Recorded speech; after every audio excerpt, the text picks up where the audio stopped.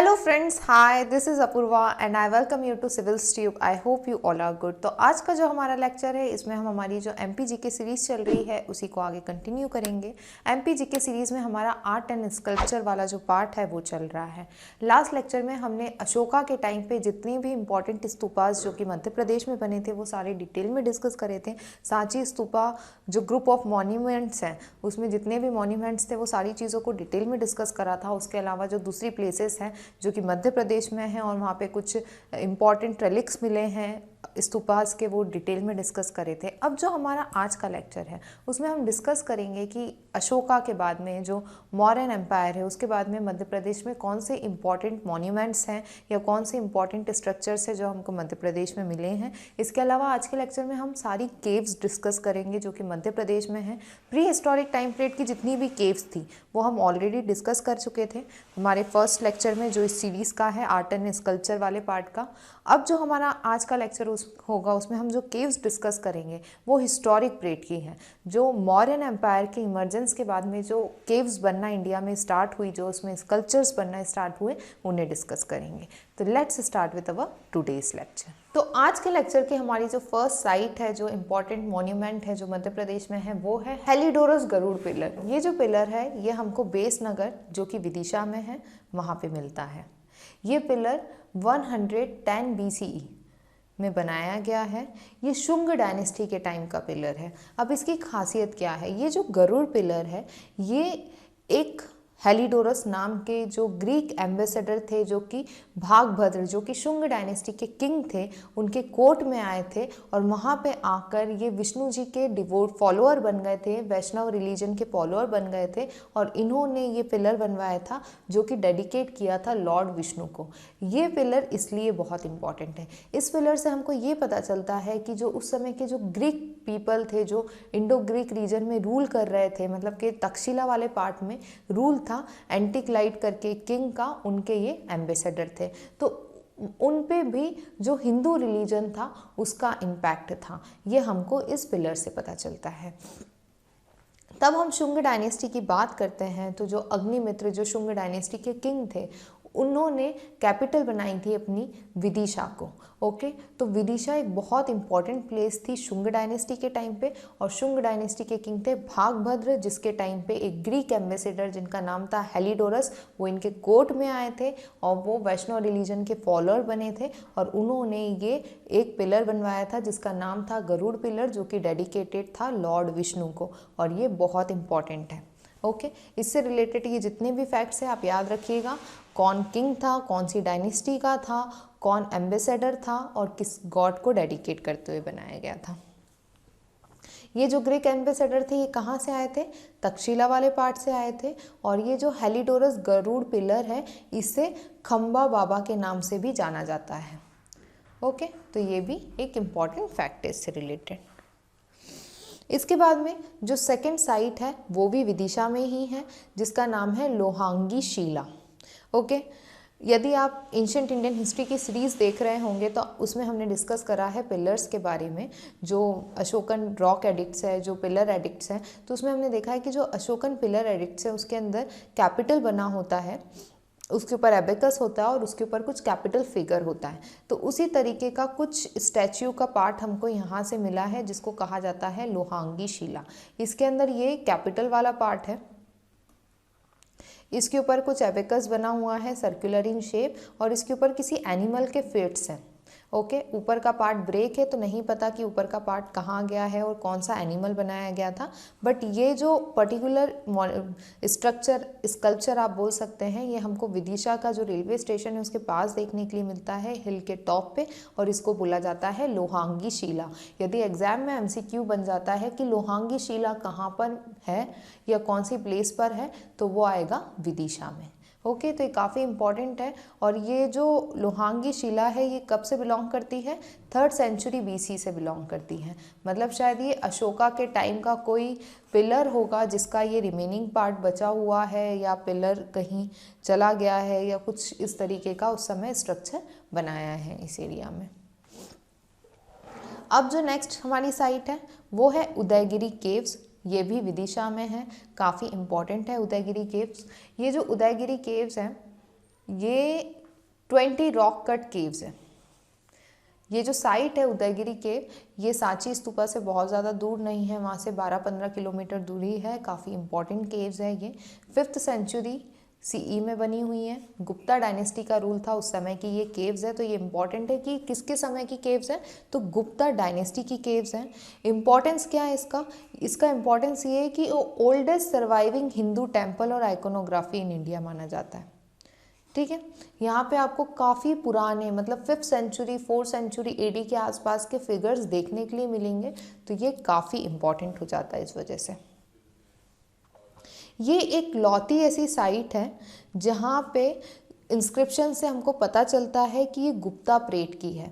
Okay, Gupta parade के जो monarchs थे उनके बारे में हमको यहाँ के इंस्क्रिप्शन से पता चलता है, इसलिए भी ये साइट बहुत इंपॉर्टेंट हो जाती है।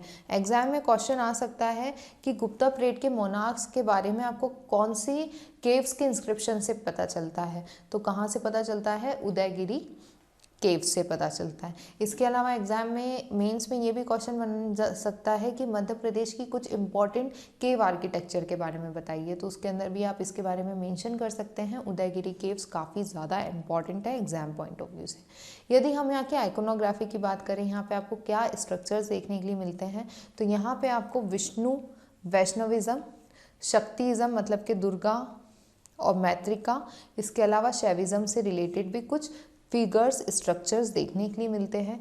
ये यहाँ का सबसे फेमस स्कल्पचर आप बोल सकते हैं जो यहाँ पे बना हुआ है। ये जो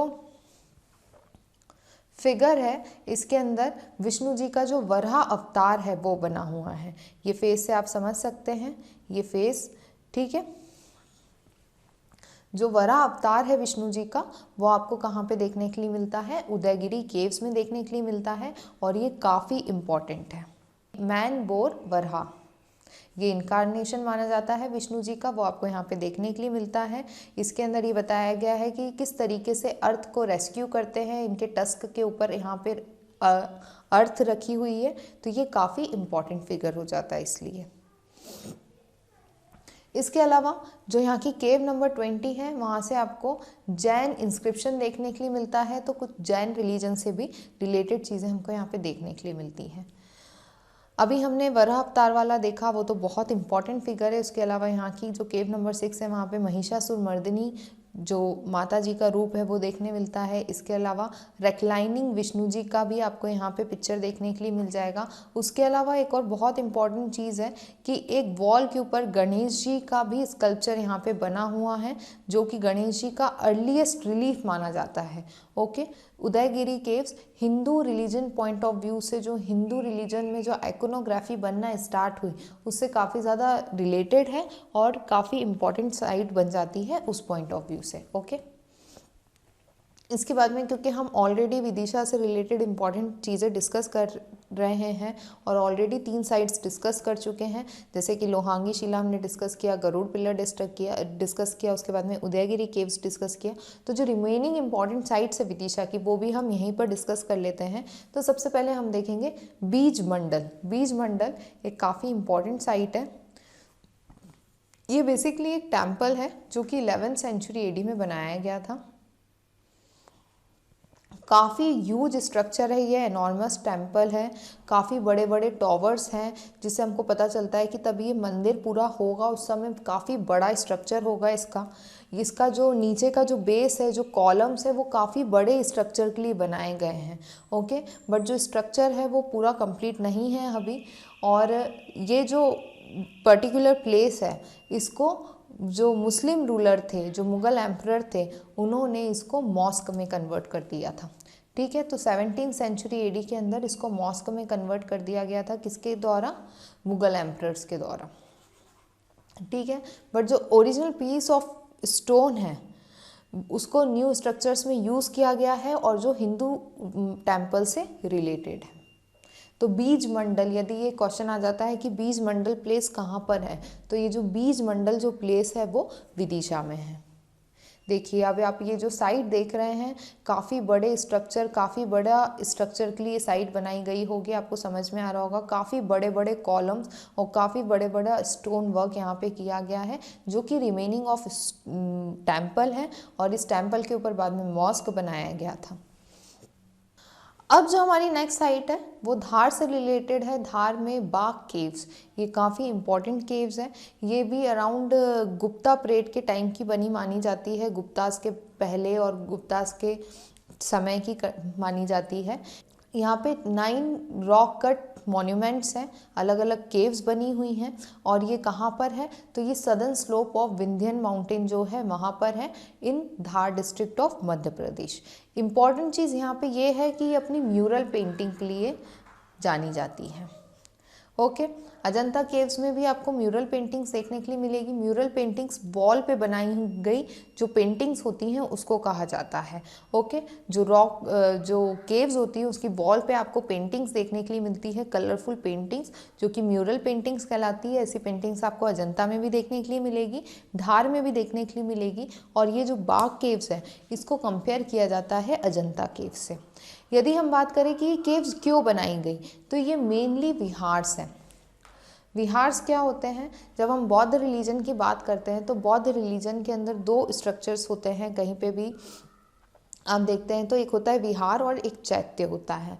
जो बुद्धिस्ट मॉन्क्स होते थे वो पहले के टाइम में, और जो बुद्धिस्ट मॉन्क्स होते हैं उनका जो लाइफ स्टाइल होता है उसके अंदर जो मॉनसून का जो टाइम पीरियड होता था, क्योंकि इंडिया में 4 मंथ्स का मॉनसून आता है, तो उस पर्टिकुलर टाइम पीरियड में वो कहीं पर भी स्टे करते थे। उसके अलावा वो अपनी लाइफ में हमेशा घूमकर अपने रिलीजन का प्रमोट करना और मेडिटेशन करना यही करते हैं। तो वो जब 4 मंथ के लिए कहीं पर भी स्टे करते थे तो वो मेनली ये चैत्य और विहारा होते थे। जो चैत्य होते थे वहाँ पर वो मेडिटेशन करते थे, और विहार्स में वो स्टे करते थे। रेस्टिंग प्लेस ऑफ मॉन्क्स कहलाती है ये, और मोनेस्ट्रीज कहलाती है। ठीक है, तो ये काफ़ी इंपॉर्टेंट है। जो बाघ केव्स है वो क्या है, वो विहार्स है जहाँ पे बुद्धिस्ट मॉन्क रेस्टिंग के लिए रुकते थे।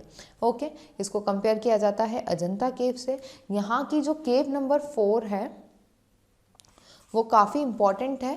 उसको पैलेस ऑफ कलर कहा जाता है, रंग महल कहा जाता है, क्योंकि वहाँ की जो म्यूरल पेंटिंग्स है, जो वहाँ पे काम किया गया है आर्टिस्टिक वर्क, उसमें काफ़ी सारे कलर्स के साथ काम किया गया है। ओके, तो याद रखिएगा कि जो रंग महल है या पैलेस ऑफ कलर है वो कहाँ पर है, बाघ केव में है। एग्जाम में आ सकता है, MCQ बन सकता है कि रंग महल किस केव में पाया जाता है या किस केव को रंग महल कहा जाता है, तो वो वहाँ पे आंसर आएगा बाघ केव की केव नंबर 4 को रंग महल कहा जाता है। ओके, और ये जो केव्स है ये कब बनी गई हैं, ये बनाई गई है सतवाहन डायनेस्टी के टाइम पे। इम्पॉर्टेंट है, सतवाहन डायनेस्टी को हमने डिटेल में डिस्कस किया है। तब हमने मध्य प्रदेश की हिस्ट्री पढ़ी थी, तो उसमें हमने अच्छे से देखा था कि सतवाहन्स का कब से कब तक रूल था और क्या इन्फ्लुएंस था उनका मध्य प्रदेश पे। अब इसके बाद में हम देखेंगे भरथरी केव्स। जो भरथरी केव्स हैं वो उज्जैन में है, on the bank of river Shipra. ये जो भरथरी केव्स हैं, यहाँ पे जो ग्रेट संस्कृत पोएट है भरथरी, उन्होंने स्टे किया था। ये जो भरथरी जो पोएट हैं, इन्हें स्टेप ब्रदर माना जाता है विक्रमादित्य का। इन्होंने जो अपनी किंग की लाइफ थी, जो लग्जरियस लाइफ थी, उसको छोड़ दिया था और सेक्लूडेड प्लेस पे रहना पसंद किया था, और वो यहाँ पे ये जो भरथरी केव्स हैं यहाँ पर आके रहने लगे थे। ओके, जो भरथरी जो पोएट हैं, संस्कृत पोएट, उनके काफ़ी सारे इंपॉर्टेंट वर्क हैं, जैसे कि श्रृंगाष्टक, इसके बाद में वैराष्टक और नीताष्टक। ठीक है, तो ये कुछ इंपॉर्टेंट संस्कृत वर्क्स हैं इनकी, हमने यहीं पर डिस्कस कर लिया। एग्जाम में इससे रिलेटेड क्वेश्चन भी आ सकता है। ऑल्दो ये आर्ट एंड स्कल्पचर का पार्ट नहीं है, बट आप याद रखिएगा कि जो पोएट भरथरी थे, उनके ये कुछ 3 इंपॉर्टेंट वर्क्स हैं। इसके बाद में हम देखेंगे पचमढ़ी केव्स। पचमढ़ी, यदि आप मध्य प्रदेश से बिलोंग करते हैं तो काफ़ी सारे लोग पचमढ़ी घूम कर आ चुके होते हैं और काफ़ी सारे लोगों ने घूमा होता है। तो वहाँ पे एक बहुत इम्पॉर्टेंट साइट है जो सारे टूरिस्ट देखने जाते हैं, वो है पांडव केव्स। ये स्मॉल हिल पे बनी हुई 5 केव्स हैं, इसलिए इनको पांडव केव्स कहा जाता है, और इसी के बेसिस पे पचमढ़ी का नाम पचमढ़ी पड़ा। ओके, 5 केव्स थी, तो 5, और मड़ी मतलब के जो केव्स होती हैं उसको मड़ी कहा जाता है, और यहीं से पचमढ़ी का नाम ये पड़ा है। ठीक है, ये कहा जाता है हिंदू मैथोलॉजी के हिसाब से, और जो यहाँ के जो लोकल लोग हैं वो बोलते हैं कि जो पांडव्स थे, जो उनका जो एग्जाइल वाला पीरियड था, जब वो सब त्याग चुके थे और जंगल में थे, तो वो जो उनका एग्जाइल वाला पीरियड था वो उन्होंने यहीं पर स्पेंड किया था, इसलिए इनको पांडव से जोड़ा जाता है और इसलिए इनको पांडव केव कहा जाते हैं। ये जो केव्स है वो काफ़ी छोटी हैं, आप ये साइट विजिट करेंगे तो देखेंगे ये इनके गेट्स है, काफ़ी छोटी छोटी सी केव्स हैं। इसमें एक केव है जो थोड़ी सी बड़ी है इन साइज़, तो कहा जाता है कि वो द्रौपदी केव्स थी, वहाँ पे द्रौपदी रहती थी और विंड सर्कुलेशन के लिए वहाँ पे इस तरीके का वो था। ठीक है, उसको द्रौपदी कुटी या द्रौपदी केव भी कहा जाता है। और यहाँ पे जो सबसे कंजस्टेड, सबसे डार्कर वाली जो केव थी उसे कहा जाता था भीम कुटीर। ओके, बट यदि हम जो लोकल बिलीव है या जो बिलीव के बेसिस पे नहीं माने, यदि हम एविडेंसेस के बेसिस पे देखें, तो ये जो पर्टिकुलर साइट है ये 1st सेंचुरी की बनी हुई साइट है, और ये बेसिकली बुद्धिस्ट मॉन्क के रुकने के लिए जो उनके चैत्य और विहार्स होते हैं वो थी। ओके, तो पांडव केव कहाँ पे है? पचमढ़ी में है। इसके बाद में इंपॉर्टेंट केव्स हैं मड़ा केव्स। जो मड़ा केव्स हैं इनको मारा केव्स के नाम से भी जाना जाता है, ये सिंगरौली में है, सिंगरौली डिस्ट्रिक्ट में है। ये भी ग्रुप ऑफ केव्स हैं। मड़ा जो तहसील है वहाँ पर ये केव्स आपको देखने के लिए मिलती हैं। ये 7th-8th सेंचुरी एडी के आसपास की बनी हुई केव्स हैं। यहाँ पे विवाह मड़ा, गणेश मड़ा, रावण मड़ा, शंकर मड़ा, अलग अलग तरीके की केव्स हैं, और काफ़ी ब्यूटीफुल स्ट्रक्चर्स आपको इन केव्स के अंदर देखने के लिए मिलते हैं। अलग अलग स्ट्रक्चर्स बने हुए हैं, कहीं गणेश जी का पिक्चर बना हुआ है, एक केव को रावण केव कहा जाता है, वो भी काफ़ी खूबसूरत केव्स हैं। तो काफ़ी सुंदर केव्स यहाँ पर बनी हुई हैं, 7th और 8th सेंचुरी एडी से बिलोंग करती हैं। तो यदि एग्जाम में क्वेश्चन आता है कि मड़ा केव कौन से डिस्ट्रिक्ट में है, तो सिंगरौली में है। काफ़ी इंपॉर्टेंट है ये केव। यदि यहाँ पे कुछ इंपॉर्टेंट नाम आ जाते हैं कि इसमें से कौन सी केव्स फेमस है, या ये जो फेमस केव्स है ये कहाँ से बिलोंग करती है, रावण केव यदि आ जाता है तो उसका आंसर आएगा सिंगरौली। ओके, तो इम्पॉर्टेंट है मड़ा केव्स। इसके बाद में हम देखेंगे शंकराचार्य केव। शंकराचार्य जो केव है ये ओमकारेश्वर में है, इनको आदि शंकराचार्य केव भी कहा जाता है। ये कहा जाता है कि जो आदि शंकराचार्य थे वो इसी जगह पे अपने गुरु गोविंद पदा से मिले थे। ओके, तो ये केव इसलिए यहाँ पर है। ये केव आज की तारीख में भी आपको वहाँ पे देखने के लिए मिलेगी, और ये जो केव है यहाँ पे आदि शंकराचार्य का इमेज बनी हुई है। ये पिक्चर में आप देख रहे हैं ये उनकी इमेज है। तो ये इस तरीके की केव है जो कि ओमकारेश्वर में है। तो हमारे जो मध्य प्रदेश जो स्टेट है उसमें जितनी भी इम्पॉर्टेंट केव्स हैं, प्री हिस्टोरिक केव्स जो थी, भीमबेटका केव, आदमगढ़ केव, उसके अलावा भी काफ़ी सारी केव्स हमने जो प्री हिस्टोरिक साइट्स थी उसके अंदर डिस्कस करा था, जो इस सीरीज़ का फर्स्ट लेक्चर है उसके अंदर। उसके बाद में हमने स्तूपास को डिटेल में डिस्कस करा था। सांची स्तूप के अलावा जो बहारहट जो प्लेस है, यदियोर कोठार जो प्लेस है, जो अलग अलग प्लेसेस पे आपको स्तूपास देखने के लिए मिलते हैं मध्य प्रदेश में, उन्हें डिटेल में डिस्कस करा था।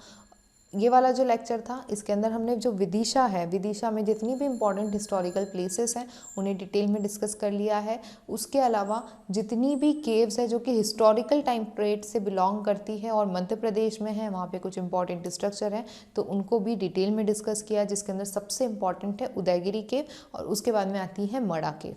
ओके, मड़ा केव या मारा केव। तो आज के लिए बस इतना ही। अब जो हमारा नेक्स्ट लेक्चर होगा उसमें हम डिस्कस करेंगे डिस्ट्रिक्ट वाइज। अभी तक हम कैसे डिस्कस कर रहे थे कि पहले हमने प्री हिस्टोरिक टाइम पीरियड की इंपॉर्टेंट साइट्स देख ली थी, फिर हमने हिस्टोरिक पीरियड के अंदर जो एंशिएंट टाइम की जितनी भी इंपॉर्टेंट साइट्स थी हमने उसको कवर करने की कोशिश करी। बट अब हम कैसे डिस्कस करेंगे, थोड़ा सा डिस्कस करेंगे डिस्ट्रिक्ट वाइज की डिस्ट्रिक्ट में यदि कोई बहुत इंपॉर्टेंट प्लेसेस हैं तो हम उसको वहीं के वहीं हाथ के साथ कवर कर लें। तो हमारा जो नेक्स्ट लेक्चर होगा उसके अंदर हम सबसे पहले डिस्कस करेंगे उज्जैन के बारे में। तो आज के लिए बस इतना ही। Thank you for watching this session. यदि आपको हमारे लेक्चर्स अच्छे लग रहे हैं तो प्लीज़ लाइक करें, सब्सक्राइब करें, ज़्यादा से ज़्यादा शेयर करें ताकि मैं और ज़्यादा मोटिवेट होकर इस तरीके के लेक्चर्स बना पाऊँ। Thank you.